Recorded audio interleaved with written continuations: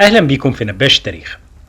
يوم 2 أغسطس سنة 1873 نشرت صحيفة البشير تعريب لفرمان جديد أصدره السلطان العثماني عبد العزيز للخديوي إسماعيل، اتناول فيه حاجات كتيرة مرتبطة بوراثة ولاية مصر.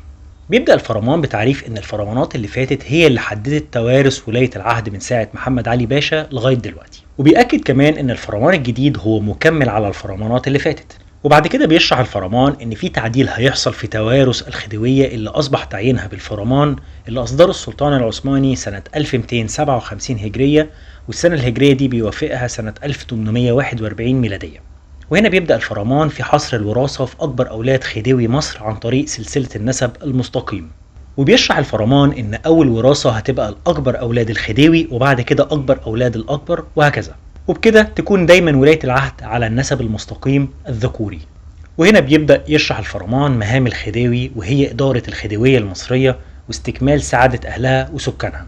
وبعد كده بيبدي الفرمان سعادة السلطان بمساعي الخديوي إسماعيل بخصوص استصلاح الأقطار المصرية المهمة ورفاهية أهلها، وبإن ده خلى الخديوي يحصل على ثقة السلطان واعتماده الكامل عليه. وبسبب أعمال الخديوي إسماعيل فإن السلطان أجرى تعديل توارث الخديوية المصرية بين الخديوية وملحقاتها وجهاتها المعلومة اللي بتديرها ولاية مصر مع الأقاليم اللي انضمت حديثا ليها، اللي هي سواكن ومصوع على ساحل البحر الأحمر. مصوع دي بالمناسبة هي مدينة في أريتريا دلوقتي، أما سواكن هي مدينة في السودان.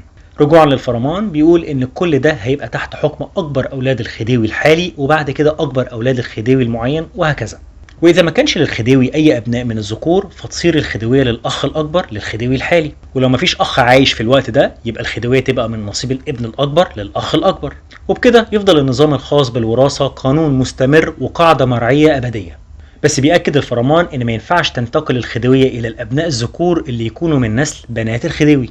وعلشان يتم تأمين توارث الخديوية بدأ الفرمان يشرح إيه اللي المفروض يتم لو الوارث اللي هو أكبر الذكور كان لسه صغير، وحدد هنا بأن الصغير يعني أقل من 18 سنة. بيقول الفرمان إن في الحال بيصدر السلطان فرمان بتوليته على الخديوية. وهنا الفرمان بيشرح السيناريوهين: الأول إن الخديوي اللي سبقه عين وصيا ورتب هيئة الوصاية علشان تتم إدارة أمور الخديوية لغاية ما يبلغ الصبي سن ال 18 سنة، وكتب الخديوي سند وصاية بالأمور دي، وختم عليه هو وكمان 2 من الأمراء المأمورين بأحد المأموريات المصرية على طريق الإشهاد.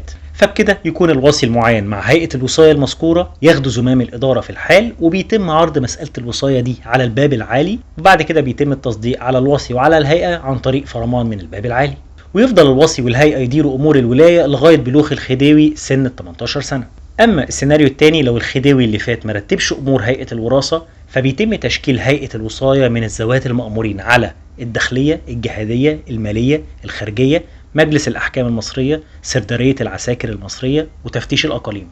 ويتم انتخاب وصي في الحال من المأمورين دول في أسرع وقت، فلازم تتم مداولات ما بينهم علشان يختاروا الوصي. ولو حصل اتفاق ما بينهم أو اتفاقية أكثرية على تسمية شخص ما، فبيتم تعيين الشخص المختار ده وصي على الخديوية. أما لو اختلفت الآراء ونص المجتمعين اختاروا اسم ونص التاني اختار اسم مختلف، فبيتم تعيين وصي هو مأمور الداخلية. وهنا بيشرح الفرمان أهمية المأموريات بأن الترتيب اللي اتذكر فوق كان ترتيب في الأهمية برضه، وبكده يتولى المأمور الأول الوصاية، وبتتشكل هيئة الوصاية من المأمورين اللي بعده، وهكذا. وبعد كده يتولوا كلهم هيئة الوصاية على الخديوية، ويعرضوا طريقة الاختيار دي على السلطان العثماني علشان يصدق على تعيينهم بفرمان. وهنا بيقول الفرمان إن ما ينفعش يتم تبديل الوصي أو تغيير هيئة الوصاية إذا كان الخديوي اللي فات هو اللي معينهم زي السيناريو الأول، وكمان ما ينفعش في السيناريو التاني. أما لو توفى واحد من أعضاء هيئة الوصاية فيتم انتخاب من المأمورين بمعرفة الباقيين ويتم تعيينه مكان المتوفي.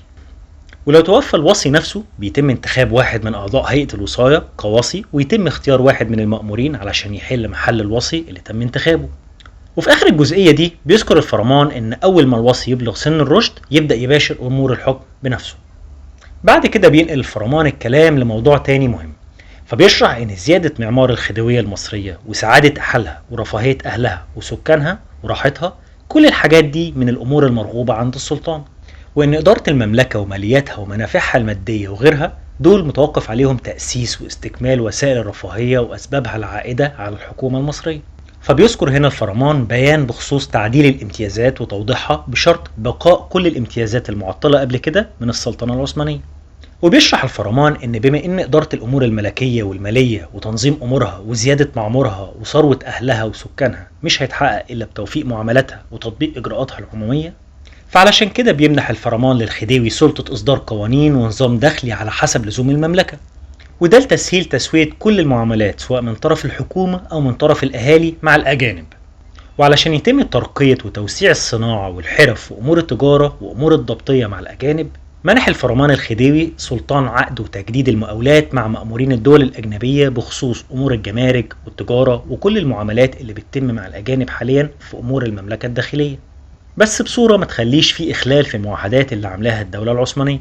وبيكمل الفرمان بما ان الخديوي هو اللي بيتولى الامور الماليه، فيبقى مع الخديوي حق ان هو يقترض من الخارج بدون ما يستأذن من الدوله العثمانيه في اي وقت يحتاج فيه انه يقترض، بس بشرط انه يكون الطلب والقرض باسم الحكومه المصريه.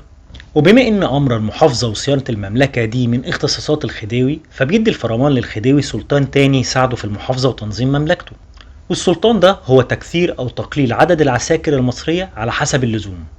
وكمان بيأكد الفرمان على الامتياز القديم في حق الخديوي ان هو يدي رتبة ميرالاي من الرتب العسكرية، وكمان اعطاء رتبة تانية من الرتب الديوانية، بس بشرط ان المسكوكات اللي بيتم سكها في مصر تكون باسم السلطان العثماني، وكمان الاعلام وصناجق العساكر البرية والبحرية اللي هيتم استحداثها تكون زي اعلام وصناجق كل العساكر الشاهينية.